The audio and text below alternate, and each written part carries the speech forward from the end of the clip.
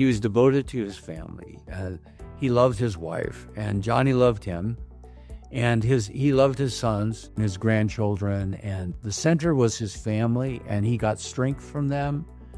And then that allowed him to go out and be such a successful leader. Jim and I met back in 1997 when both of us had been hired to participate and work with the University of Missouri Columbia and their new statewide Doctorate of Education, the EDD program in educational leadership.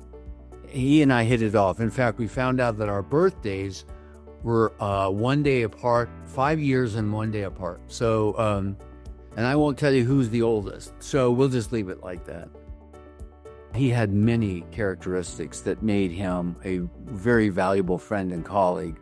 But I would say one of the things he did exceedingly well was to listen and be able to really engage folks in conversation.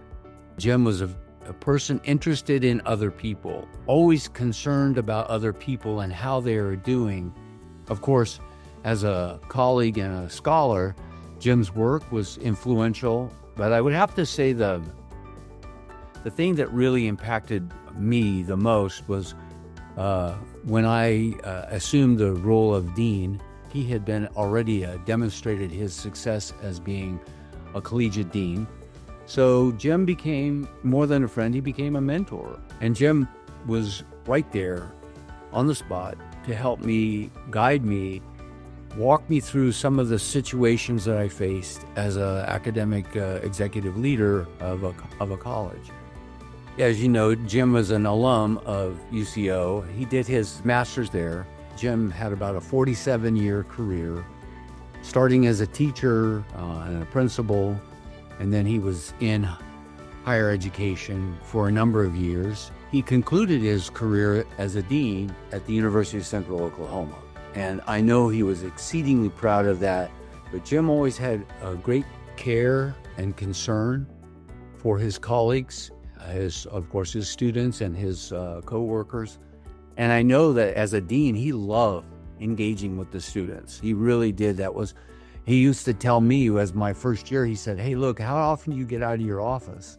And I said, "Well, I don't know, not very often." He said, "Well, you need to get out of your office and go just talk to the students. That will make your day better." And you know what? He was right.